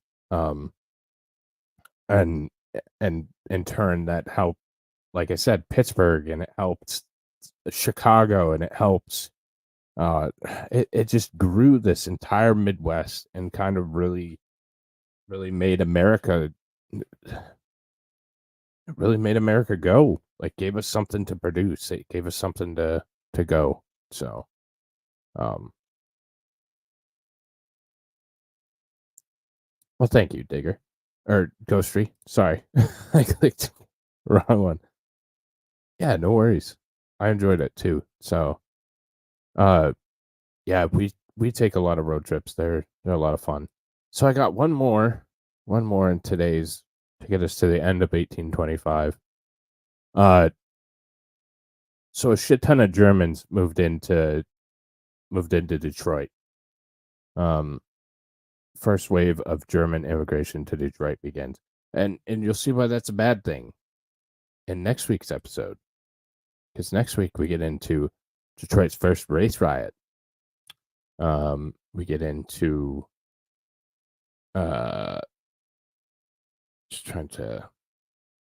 we get into the Irish coming into Detroit. They made a certain neighborhood that we'll talk about. There's some outbreaks of some more diseases as people are starting to move in. So it was done with intention. But so that's going to take us through 1825. So next week we'll start 1826 to start the pre-industrial revolution and age, and kind of continue on the path. So, but yeah, as always, thanks for joining me, ladies and gentlemen. I appreciate doing this. I truly do love my city. I love where I came from.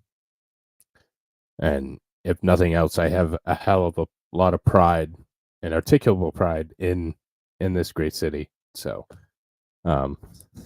thank you, Linda. But yeah, so I'll catch you guys next week. Tomorrow will be Normal Trial with Matt Moore. Tension Tuesday on Tuesday, news on Thursday. We'll do it all over again. So thank you all for joining me. I hope everyone had a great weekend and has a great week coming up. So take care, everybody, and I will see you again very soon. Good night.